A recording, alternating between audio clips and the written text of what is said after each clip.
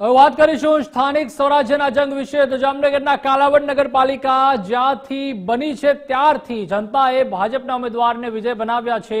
જોકે આ વખતે ત્રિકોણીય જંગનો માહોલ બનતા પરિણામ કયા સ્વરૂપે સામે આવે છે તે રિઝલ્ટના દિવસે જ સામે આવશે। જોકે ભાજપ, કોંગ્રેસ અને આમ આદમી પાર્ટીના કાર્યકરો સહિત સ્થાનિક નેતાઓનો શું છે અભિગમ આ વખતેની ચૂંટણીને લઈને, હવે તે પણ જાણીએ।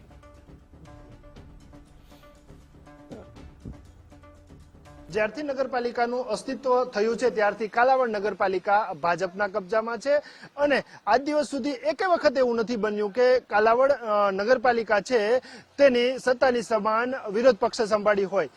આપણી સાથે ભાજપના કાર્યકરો જોડાયેલા છે, તેની સાથે જ સીધો સંવાદ કરશું। કાલાવડ નગરપાલિકામાં સતત ભાજપનું શાસન, શું કારણો એવું?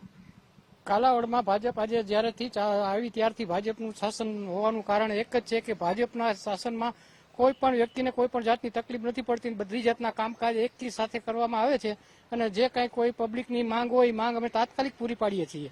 એટલા માટે માળખાગત સુવિધાની વાત કરીએ, પાણી હોય કે રોડ હોય કે રસ્તા હોય, આરોગ્ય શિક્ષણ હોય, ક્યાં સુધી કાલાવડ પહોંચ્યું છે? આમ જોવા જઈએ તો કાલાવડ 28,000ની વસ્તીમાં ભારતીય જનતા પાર્ટીએ ખૂબ કામો કર્યા છે। તાજો તમને એક દાખલો આપીએ તો જો મુસ્લિમ સમાજમાં જો ભાજપે કામ ન કર્યું હોય તો મુસ્લિમ સમાજ શું કામ ભાજપ સાથે જોડાવા માટે આતુર હોય? આ ટ્રમમાં તમે જોજો મુસ્લિમ સમાજ સંપૂર્ણ ભાજપ સાથે છે। જોવા જઈએ તો ભૂગર્ભ ગટરનો અભાવ હોય એવું લાગે છે, કારણ કે જે આજે અમે આખો દિવસ સિટીમાં ફર્યા છીએ, ક્યાંક ને ક્યાંક સફાઈનો પ્રશ્ન હોય એવું લાગે છે। આપને જણાવું, સફાઈનો પ્રશ્ન તો છે જ નહીં બિલકુલ।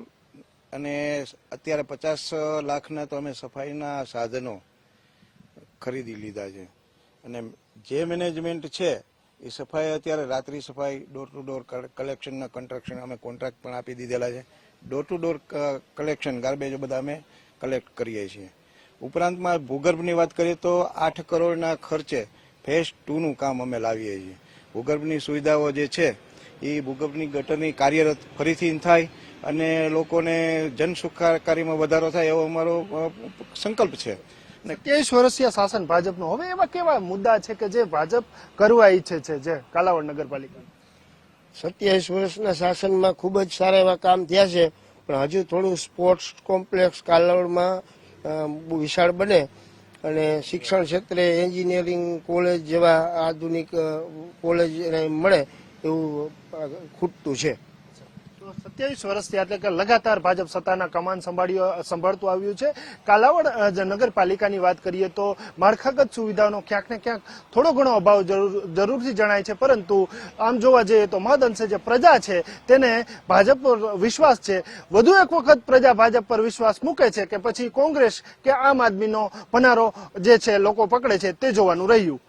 કેમેરામેન હિરેન ગાંધીની સાથે નથુ આહિર, ગુજરાત ફર્સ્ટ, કાલાવડ, જામનગર। છેલ્લા 27 વર્ષથી કાલાવડ નગરપાલિકામાં ભાજપનું શાસન રહ્યું છે। શું એના કારણો છે અને કેવી સમસ્યાઓ છે તેમજ કેવા કામો કરવાના થાય છે બાકી, જેને લઈને આપણી સાથે જોડાયેલો છે કાલાવડ નગરપાલિકાના કોંગ્રેસ પક્ષ, તેની સાથે જ સીધો સંવાદ કરશું।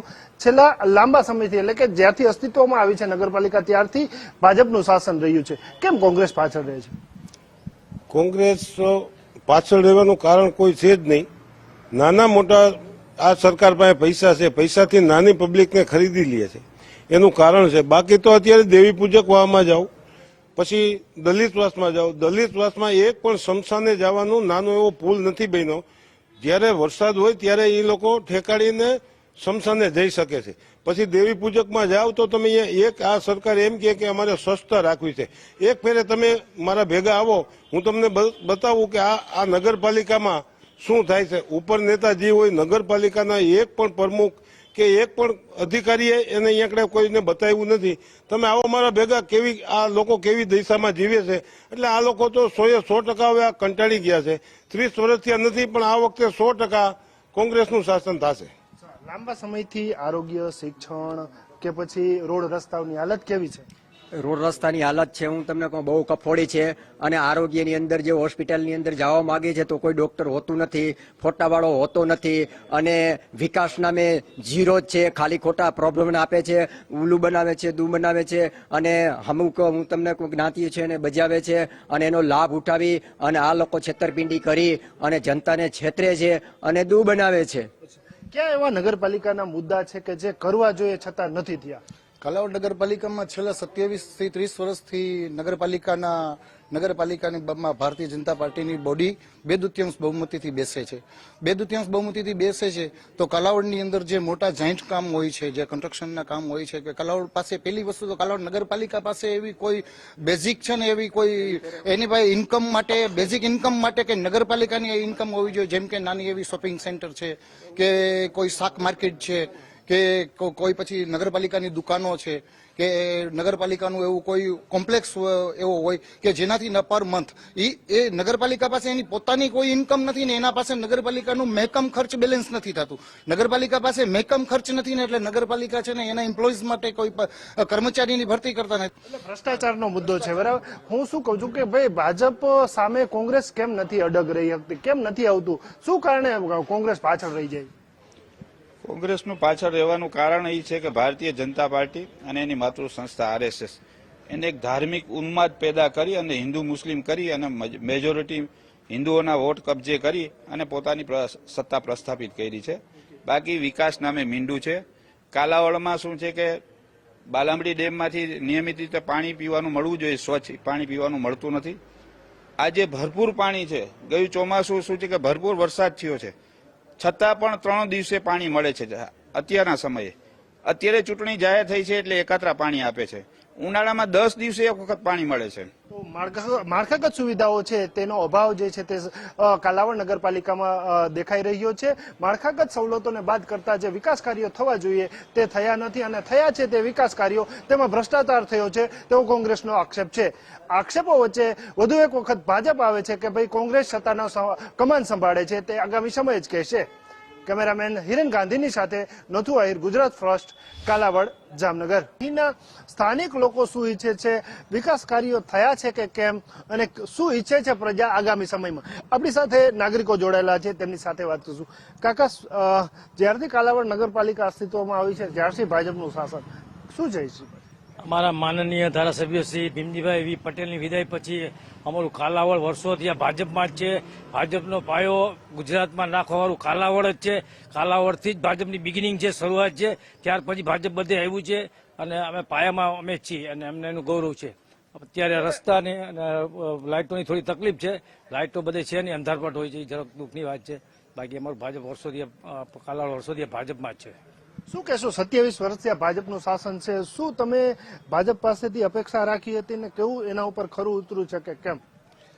કાલાવડમાં છેલ્લા 20 થી 25 વર્ષથી આ ભાજપ પક્ષ દ્વારા સંચાલન કરવામાં આવે છે પાલિકાનું.